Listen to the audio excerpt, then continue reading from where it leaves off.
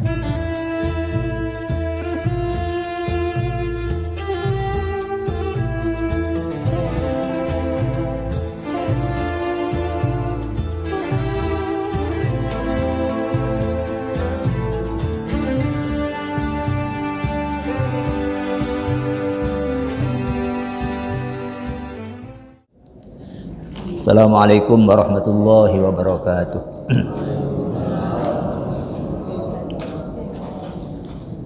Bismillahirrahmanirrahim. Alhamdulillah wassalatu wassalamu ala Rasulillah wa ala alihi wa sahbihi wa mawala. La hawla wa la quwwata illa billah. Amma ba'du, subhanaka la ilma lana illa ma 'allamtana innaka antal alimul hakim. Allahumma arinal haqqa haqqa warzuqna husna ittiba'i wa arinal batila batila warzuqna husna ijtinabi. Para jamaah, Bapak Ibu sekalian rahimakumullah, pagi hari ini kita masih lanjut dengan kajian tentang niat. Tema pagi hari ini, keutamaan niat ikhlas atas amal. Kajian pekan lalu kita sudah membahas niat, ya, dari segi bahwa ia adalah pekerjaan hati, ya, yang terdiri dari dua unsur penting.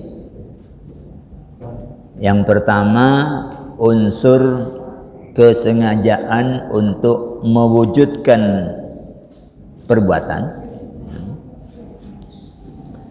Kemudian yang kedua, motif dalam mewujudkan pekerjaan.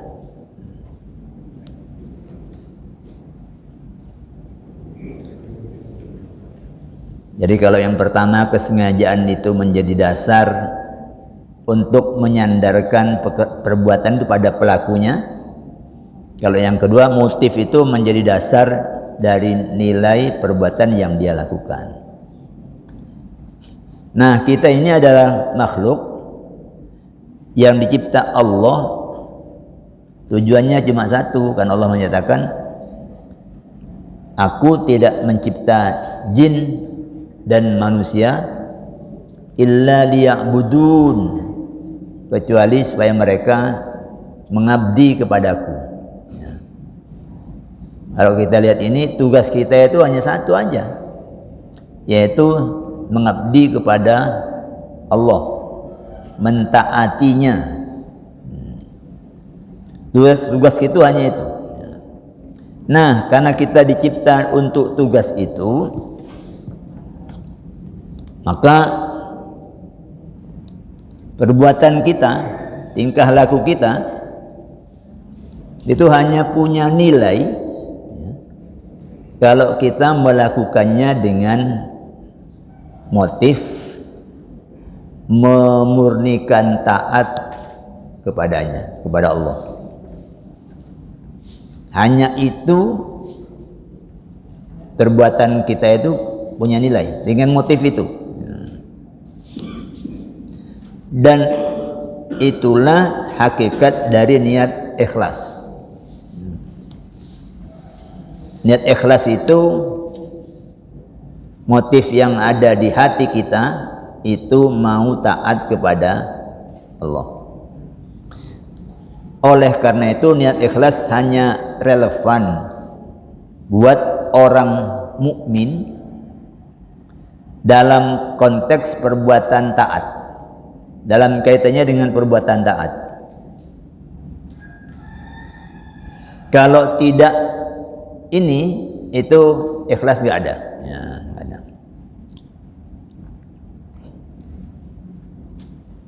Baik, kita mulai dari item yang pertama. Ada 3 item yang akan kita bahas. Pertama,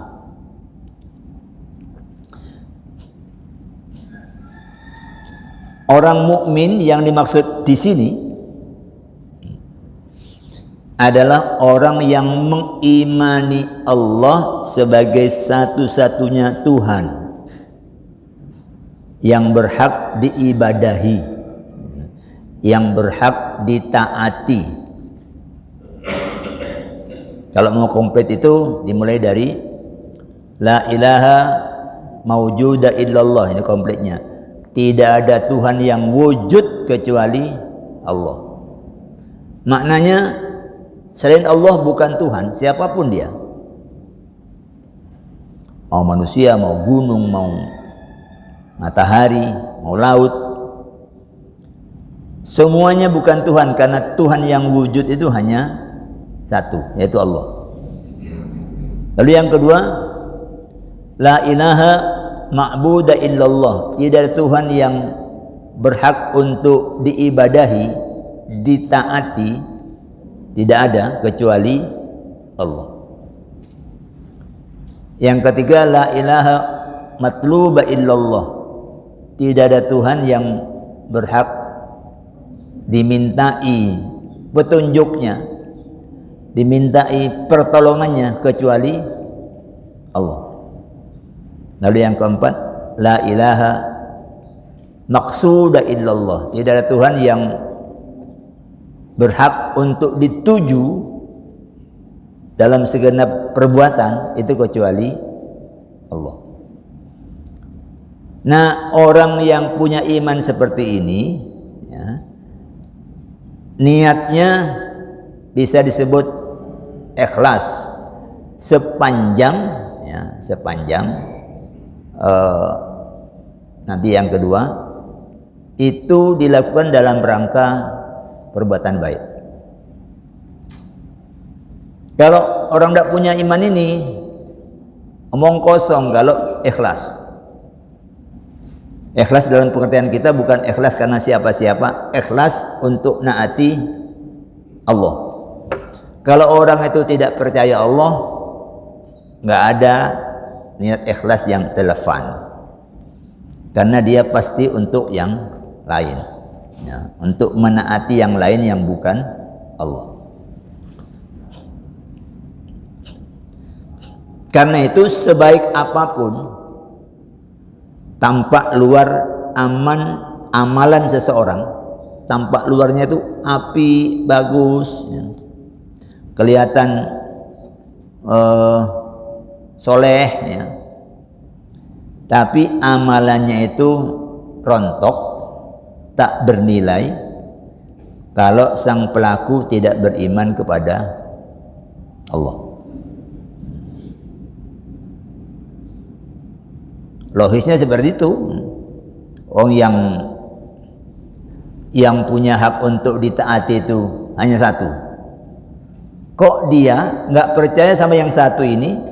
Berarti amalan dia bukan demi yang satu ini. Ya. Namanya itu tidak murni karena Allah. Ini namanya ikhlas itu lillahi ta'ala, bukan karena yang lain. Allah berfirman dalam surah Al-Ahzab 19, ulaika lam yu'minu, mereka itu tidak beriman, fa ahbatallahu a'malahum, maka Allah gugurkan amal mereka. Wa kana dzalika 'ala Allah yasira, dan yang demikian itu mudah bagi Allah. Enggak ada sulitnya karena Allah tahu apa yang paling dalam dari isi hatinya. Meskipun luarnya itu, ya, meskipun luarnya itu menampakkan perbuatan taat, ya, tapi Allah tahu jeroannya. Allah tahu jeroannya. Kan ada orang yang menampakkan amalan taat itu, yaitu orang-orang munafik. Orang munafik itu menampakkan taat, tapi dia menggunting dalam lipatan. Itu munafik, tidak temenanan. Karena itu kata Nabi, kalau sudah menyangkut soal-soal yang agak berkenaan dengan terasa berat sedikit, orang munafik itu aras-arasan. Salat isya, salat subuh itu orang munafik itu maksa, karena dari dalam tidak ada dorongan untuk taat, hanya sekedar pura-pura.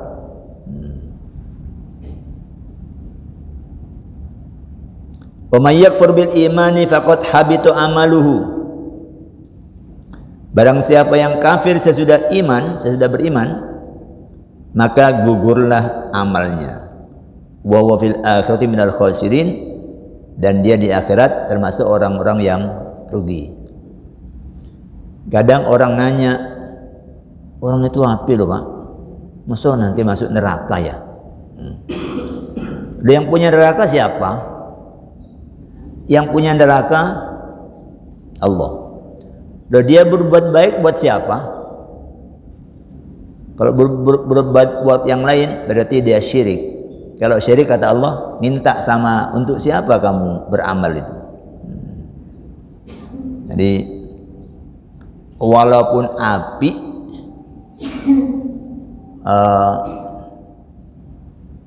tidak pernah ganggu orang, bagus sama orang tapi tidak beriman, itu baiknya itu, efek dari baiknya itu hanya dunia ya, efek baiknya itu mau di dunia karena dia jujur dipercaya orang, karena dia baik disukai orang. Tapi kalau dia tidak beriman, di akhirat selesai ya. Dunia ya, dunia itu orang yang jujur itu akan dipercaya orang. Disuruh diamanai untuk jadi bendahara, oh bagus, catatan rapi, detail, tidak ada kebocoran ya. Tapi dia melakukan itu konteksnya taat kepada Allah atau sekedar supaya tidak ganggu orang aja. Nah kalau itu ya sudah, biar orang aja yang ngasih surga buat dia. Jadi itu jadi syarat pertama mukmin, beriman. Kemudian yang kedua, dalam konteks perbuatan taat, yang dimaksud adalah niat ikhlas dalam kerangka melaksanakan perintah dan menjauhi larangan Allah.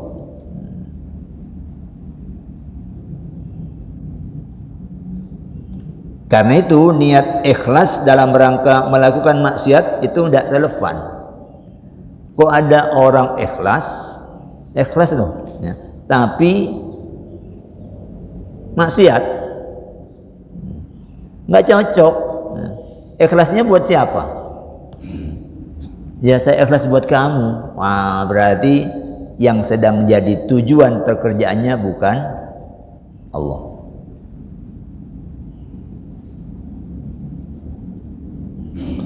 Jadi tidak relevan. Bukan saja karena niat ikhlas itu tidak dapat mengubah laku maksiat menjadi ibadah. Nggak bisa, karena ikhlas lalu perbuatan maksiat lalu berubah jadi perbuatan ibadah, nggak bisa. Ya.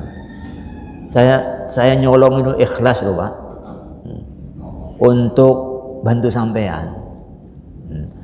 Ya itu berarti dia ikhlasnya buat orang, bukan buat Allah. Bahkan laku maksiat itu bersifat menanggalkan iman pelakunya kepada Allah. Jadi tidak cocok plus ya.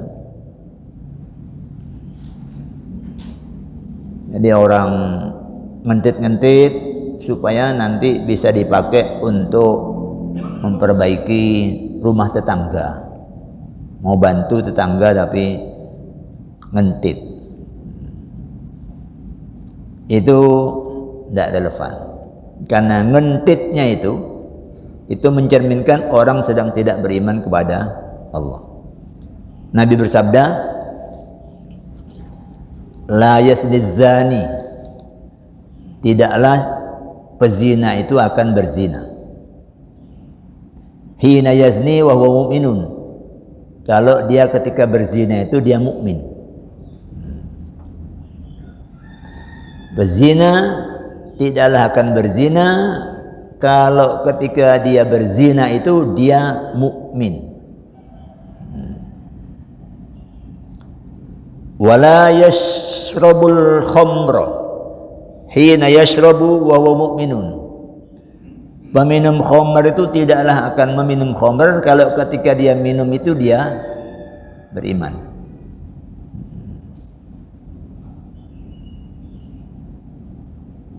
Dia ada cerita Nabi Yusuf yang sudah hampir, tapi kemudian memilih tidak. Ada cerita dalam hadis itu orang yang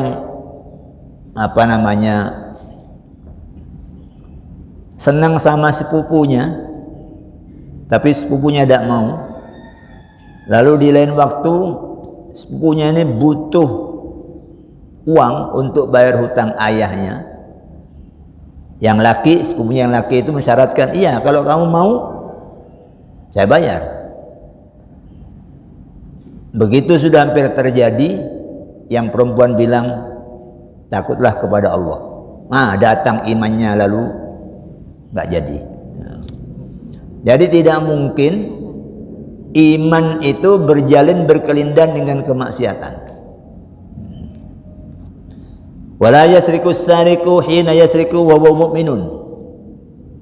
Tidaklah pencuri itu akan mencuri kalau ketika dia mencuri dia sedang beriman.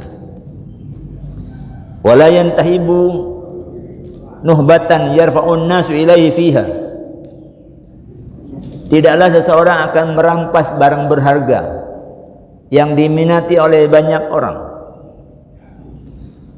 Yarfa'un nasu ilaihi fiha absarahum wa huwa mu'minun, kalau ketika itu dia beriman. Jadi nggak ada afiliasi iman dengan maksiat. Kalau ada iman, maksiat pergi. Kalau ada maksiat, imannya yang pergi. Karena pertanyaan satu, ketika kamu melakukan maksiat itu siapa yang kamu taati? Bisa yang kita taati itu diri kita sendiri. Jadi kita ini punya kepentingan, punya kebutuhan. Lalu ketika kebutuhan itu kita kedepankan, Allah bilang jangan itu tidak boleh, kamu sana aja. Terus diri kita bilang, kalau nunggu yang itu kapan dapatnya? Ini aja. Yang penting aman.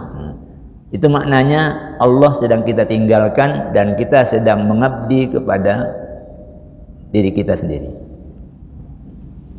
Itulah yang di dalam Al-Quran surah Al-Furqan ayat 43 itu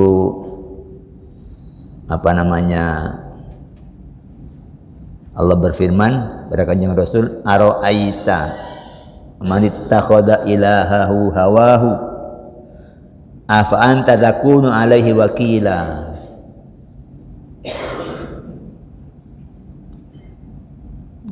Bagaimana pandanganmu Muhammad tentang orang yang meletakkan ilahahu, yang meletakkan sebagai Tuhan dia hawahu, hawa nafsunya. Hawa nafsunya dijadikan Tuhan yang ditaati dan Allah disingkirkan. afa anta takunu alaihi wakila. Ya. Apakah kamu akan menjadi pemelihara bagi dia, akan menjadi pendukung dia, pelindung dia. Ya. Jadi ini ungkapan ekstrimnya, orang itu berada dalam kekafiran ketika dia melakukan maksiat. Kafir itu maknanya menutup, ya. Cover kalau dalam bahasa Inggris, cover. Cover itu maknanya menutup. Ya. Ada ajaran Allah jangan kamu kerjakan, tapi ditutupi. Dia memilih yang lain. Berarti dia sedang kafir. Jadi nggak mungkin ada ikhlas yang bisa berjalin dengan maksiat. Kalau maksiat pasti tidak ikhlas. Karena ikhlas itu hanya untuk Allah.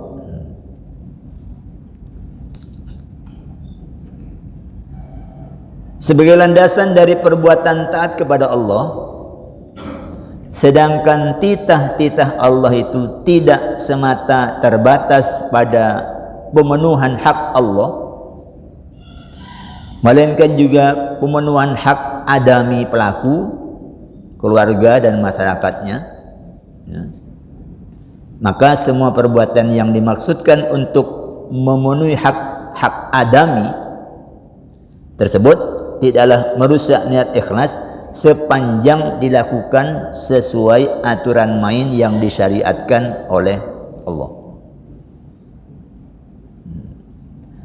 Jadi maksud saya begini, ikhlas itu bukan hanya kaitannya dengan sana.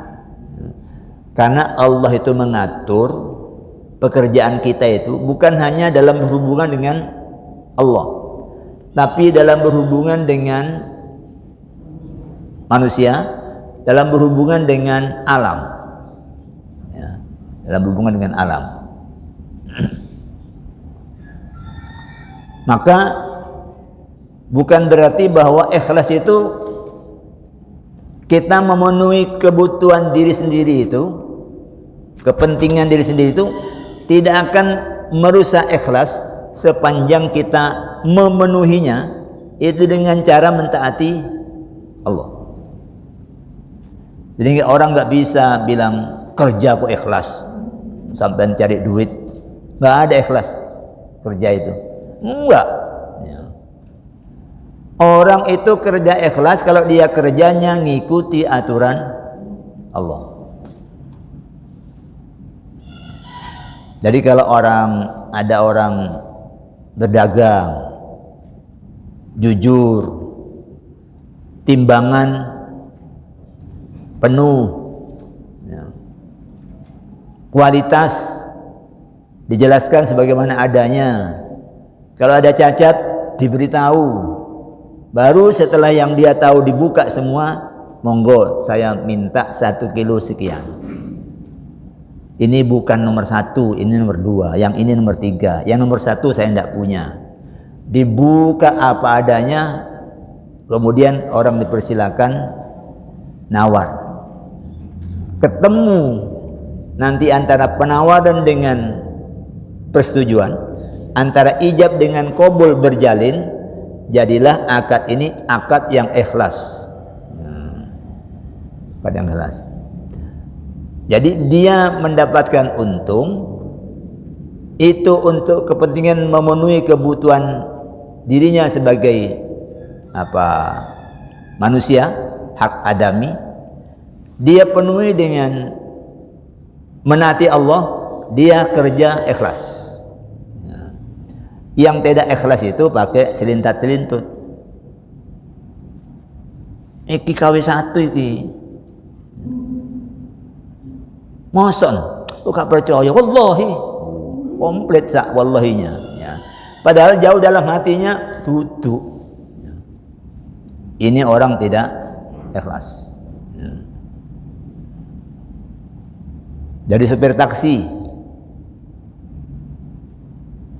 Tahu kalau ada orang baru dari mana, Pak? Dari Aceh. Belum pernah Surabaya.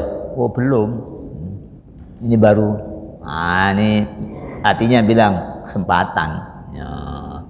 Diputer-puter dulu. Kalau lewat sini mestinya cuma 2 kilo, diputer lewat sini. Ini sampai 8 kilo. Lalu apa namanya itu? Argonya sekian. Ini kalau orang ini tahu nanti berapa tadi dari terminal? 65.000. Loh, kok 65.000 sih?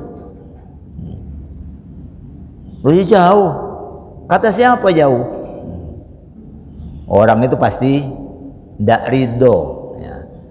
Nah, akad yang berlangsung tanpa ridho itu akad itu cacat. Ya, akad itu cacat. Artinya kalau orang itu tahu, orang itu tidak akan jadi berakad. Kalau orang sebelahnya bilang, ikut saya aja Pak, cukup 20.000, dia akan pindah ke sini, ya, pindah ke sini. Macet, hati-hati urusan berkaitan dengan pemenuhan hak diri itu, karena seringkali orang cenderung melakukannya dengan mengabaikan aturan Allah. Harga dibikin tinggi, paling-paling nanti kalau laki-laki nawarnya itu paling 15% di bawahnya.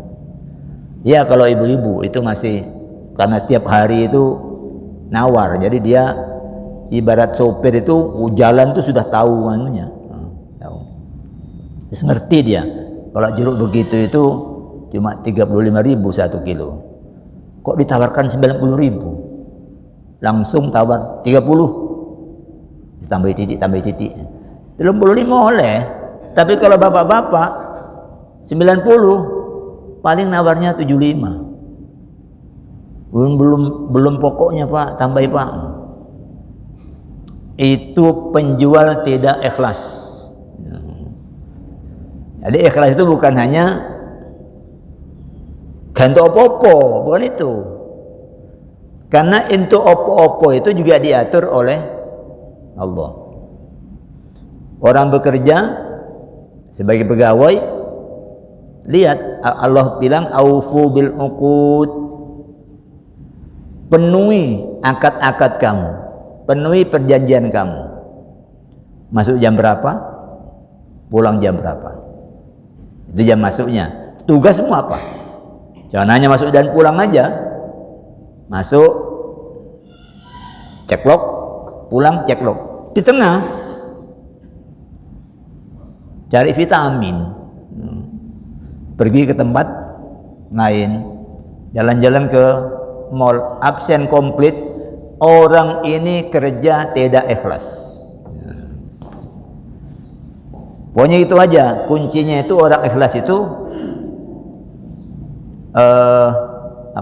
ityanul wajibat. Orang ikhlas itu memenuhi kewajiban-kewajiban. Kalau hak itu urusannya majikan. Hakku kalau dilanggar oleh majikan, majikan tidak ikhlas. Aku, kewajibanku ini aku lakukan, aku ikhlas. Pilih jalan ikhlas walaupun majikanmu tidak ikhlas. Percaya kalau orang beriman itu, kalau orang beriman ya, kerja yang sungguh-sungguh itu tidak ada yang hilang rewardnya. Karena sesungguhnya pengatur rezeki itu Allah. Kalau mau iman temenanan, pengatur rezeki itu Allah. Kita hanya menjalani sebabnya aja. Selebihnya dia. Karena itu Allah jamin, wa may yattaqillaha yaj'al lahu makhraja. Siapa yang bertahan menjaga diri agar tidak jatuh pada larangan Allah, yaj'al lahu makhraja, Allah akan jadikan untuk orang itu jalan keluar. asalkan dia bertahan dengan ikhlas untuk tetap di jalan Allah. Wa yarzuqhu min haitsu la yahtasib, dan Allah akan berikan dia rizki dari jalan yang tidak dia sangka. Maka kalau sudah ketemu orang begini nih, iblis itu putus asa. Iblis itu putus asa, di kapak-kapak orang kaya. Dia sudah patok ikut pangeran. Gak kena diiming-iming. Orang akan bilang kaku ada iki. Gak kena dirayu blas. Itu setan yang bentuknya orang. Dibilang kaku. Kalau sing kono kena diatur. Iki. Nek syarat kurang ya ndak gelem. Duit ndak gelem. Enggak butuh ini. Itu orang ikhlas.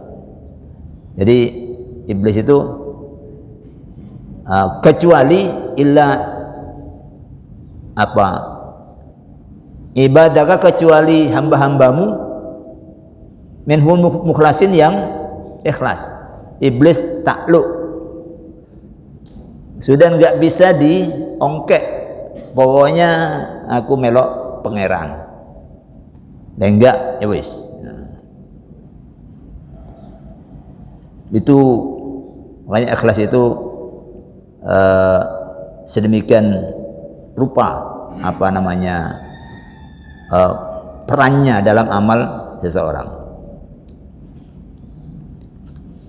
Jadi di Quran itu kan ada begini, yang sering saya singgung dulu, ya ayyuhalladzina ya ayuhan nasu kulu mimma fil ardi halalan thayyiba, wahai manusia makanlah dari apa yang ada di bumi ini yang halal dan thayyib. Wala tattabi'u khutuwatis syaiton, kamu jangan mengikuti langkah setan. Innahu lakum aduwwum mubin, sesungguhnya setan itu buat kamu itu adalah musuh yang nyata. Ya ini sudah dibikin jelas ini. Ini musuh, yang ini pangeran kamu. Ini pelindung kamu, yang ini musuh.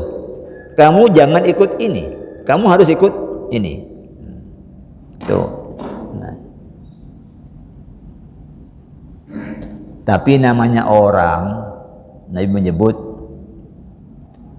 Bani Adam itu khata'un, membuat dosa. Jadi walaupun tadi dijelaskan seperti itu, jangan berpikir lalu kalau orang salah habis harapan. Enggak. Allah nyebut khairul khata'in at-tawwabun, sebaik-baik orang salah. Maksud sebabnya apa? Pembuat salah itu mana sebaik-baik manusia lah, karena manusia itu tidak ada yang tidak salah. Sebaik-baik manusia itu adalah yang mau taubat. Taubat itu maknanya habis keliru, setelah salah dia taubat. Nabi Adam semuanya itu halal.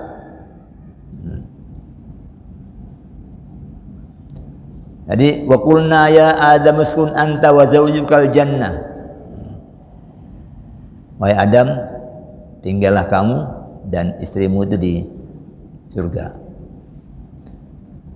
Wa kula minha ragadan haitsu syi'tuma. Silakan ini kamu makan semau kamu, sesukamu. Mana yang kamu suka silakan. Cuma satu aja. Satu aja. Tapi iblis itu licin. Ya. Dia bilang nasihat. Aku ledak konco. Ini nasihatnya karena kamu ini konco. Ikhlas ini. Wah itu hati-hati itu. Tapi kalau pertahanan kuat dari ikhlas pun kalau dia tahu nggak bisa. Tapi dia dibujuki, bersumpah iblis ini.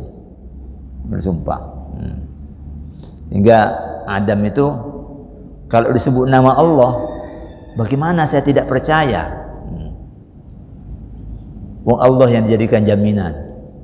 Oh, ternyata lidah itu memang tidak bertulang. Ya. Jadi Nabi Adam melanggar, tapi kemudian oleh Allah diajari. Fatalaqa Adamu min Rabbi kalimatin fataba alaihi.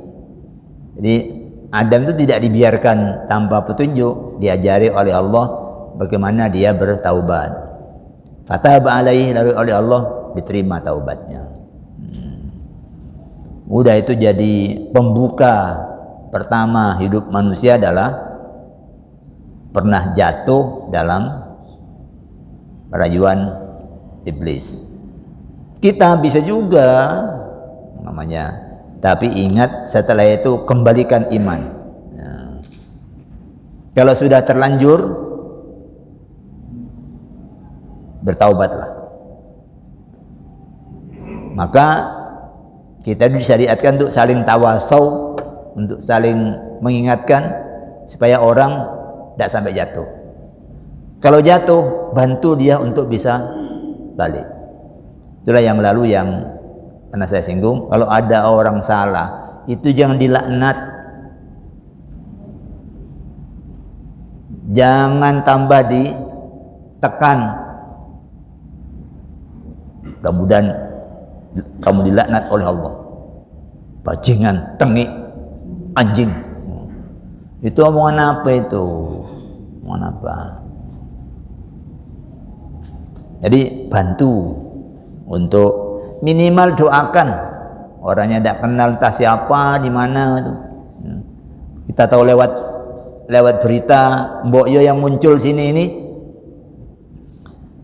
Mudah-mudahan Allah beri petunjuk dan ini menjadi kesalahan dia yang terakhir. Mudah-mudahan anak saya dijaga oleh Allah tidak sampai sini. Saya juga. Kalau seperti ini orang itu akan melihat apa itu semuanya dengan maklum, ya. Tidak merasa suci, ya. Hanya orang-orang yang merasa suci itu yang suka ngata-ngatai kasar terhadap orang yang berbuat salah, ya. Oke. Yang ketiga, niat ikhlas yang tidak adalah niatnya orang mukmin. Itu oleh Nabi ditegaskan bahwa niat ikhlas orang mukmin itu lebih baik dari amalannya.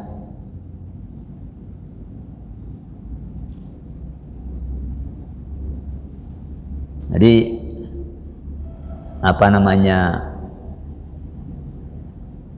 niatul mukmini khairun min amalihi. Niatnya orang mukmin itu maknanya kalau disebut niat orang mukmin itu niat ikhlas. Ya. Kalau tidak ikhlas, itu tidak datang dari orang mukmin. Orang tidak ikhlas itu dia sedang tidak beriman. Artinya niatnya tidak untuk Allah. Dia sedang menuhankan yang lain kalau tidak untuk Allah. Nabi menyebut niatul mukmini khairum min amalihi. Niat orang mukmin itu lebih baik dari amalnya. Ini di situ disebut berapa? 4 alasan. 3 sebenarnya 3 alasan. Itu keliru. Pertama, kenapa kok niat ikhlas itu lebih utama dari amalannya? Pertama, niat ikhlas seseorang itu dicatat sebagai kebaikan yang sempurna meskipun amal baik yang diniatkannya tidak jadi dilaksanakan.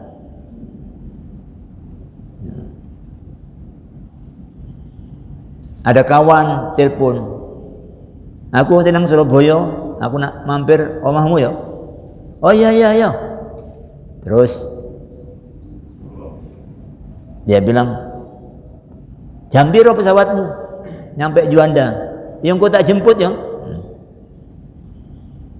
Terus mampir rumah nginep sisan. Sudah anunya itu komplit niat baiknya itu. Ternyata temannya itu nggak datang. Kenapa? Ketika menuju bandara jalannya macet. Sampai kemudian ininya terbang, dia masih belum nyampe bandara. Gak situ kan itu. Dia yang sudah punya niat baik, mau jemput, itu sudah dicatat oleh Allah walaupun ini tidak terlaksana. Faman hamma bihasanatin, kata Nabi, barang siapa yang bertekad untuk melakukan perbuatan baik, falam yakmalha, lalu dia belum sampai mengerjakannya, katabahallahu lahu indahu hasanatan kamilah.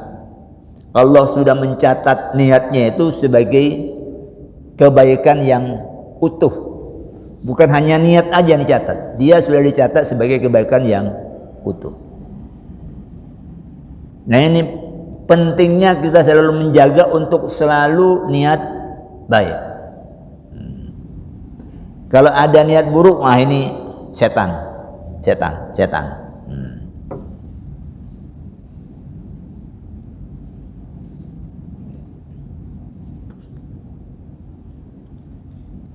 Juga apa? Niat apa? Kalau riya, itu rusak kalau tidak ikhlas. Kalladzi yunfiqu malahu, itu seperti orang yang membelanjakan hartanya, menginfakkan hartanya ria'an nas, untuk pamer. Wala yu'minu billahi wal yawmil akhir, tidak beriman kepada Allah dan hari akhir.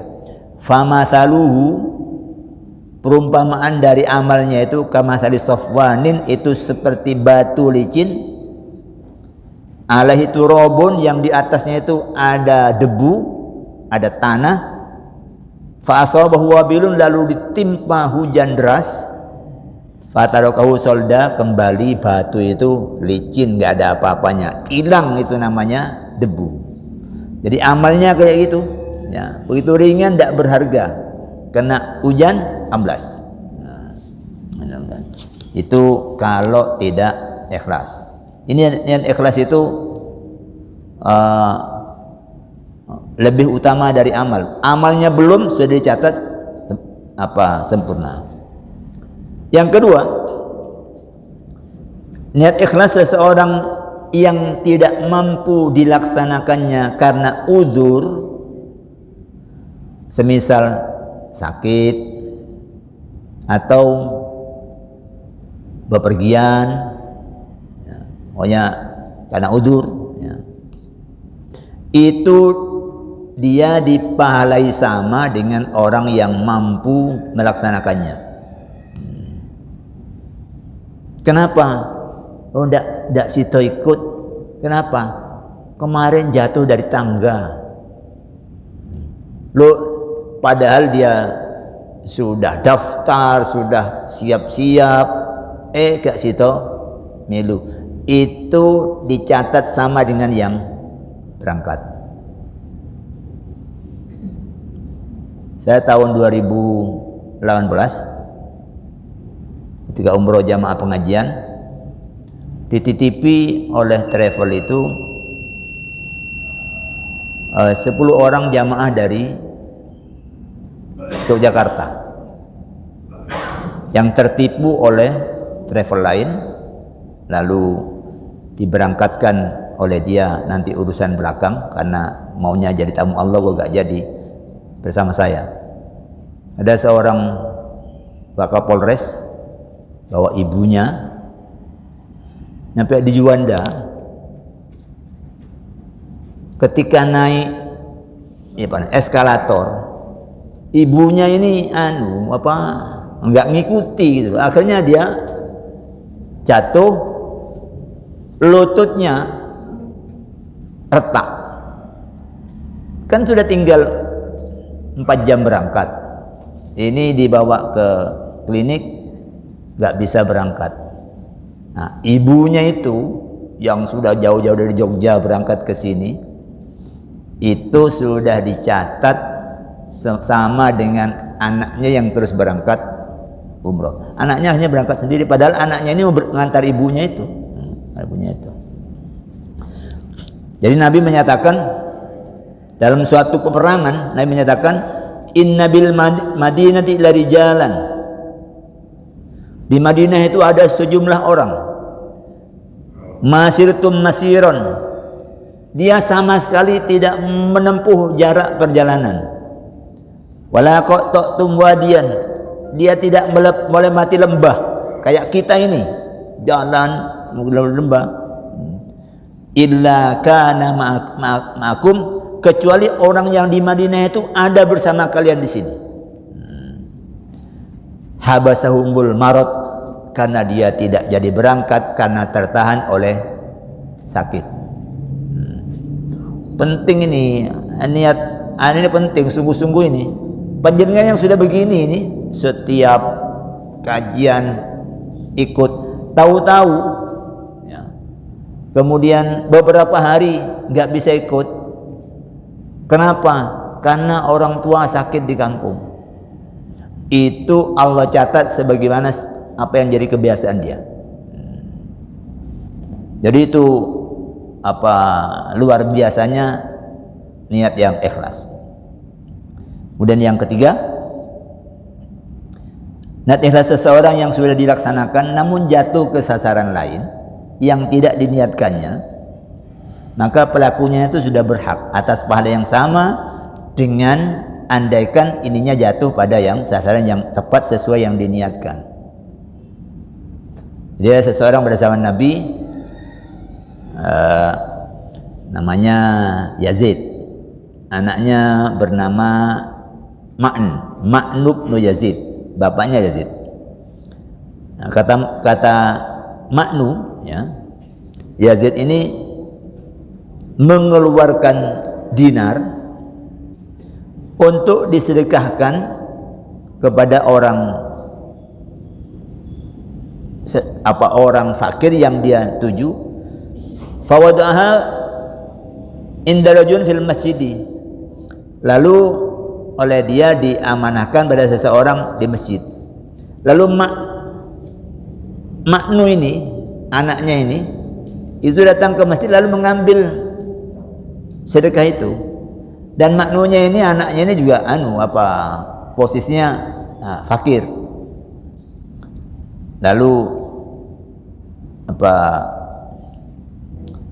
ayahnya ini Yazid ini lapor ke Rasul, ya Rasul, saya mau sedekah kepada seseorang yang saya tuju, tapi anak saya mengambilnya. Tapi Ma'nunya ini memang berhak untuk sedekah itu, tapi bukan itu yang dituju oleh ayahnya. Maka Nabi menjawab, laka ma nawaita ya Yazid, kamu sudah dapat pahala sesuai dengan niatmu yang mau diberikan untuk sana, walaupun yang ngambil ini. Nah, sedangkan yang ini Ma'nu dibilang, walaka ma akhadta ya Ma'nu, dan kamu Ma'nu, kamu berhak atas apa yang sudah kamu ambil itu karena kamu juga fakir. Nah, jadi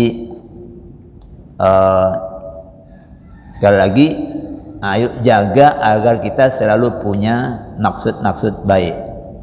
Karena Nabi dulu pesankan ketika sudah hijrah, itu Nabi sekarang sudah tidak ada wajib hijrah ke Madinah. Yang ada adalah jihad sama niat. Jihad sama niat, walakin jihadun wa niyatun. Niat baik kamu jaga, walaupun itu tidak terlaksana. Maksudnya kalau nanti ada keadaan mendesak harus hijrah, sudah niat dari sekarang untuk akan hijrah. Walaupun itu nanti tidak terlaksana, niatmu sudah dapat. Baik para jemaah sekalian, itu kajian niat pagi hari ini. Ya, intinya ayo jaga ikhlas, singkirkan niat-niat yang buruk, jaga untuk selalu punya niat baik, untuk punya maksud baik, karena kalaupun tidak terlaksana, maksud baik itu sudah dicatat oleh Allah sebagai amalan yang sempurna. Kita tutup dengan hamdalah. Alhamdulillahirabbil alamin. Aqulu qouli hadza wa astaghfirullah li wa lakum. Wassalamualaikum warahmatullahi wabarakatuh.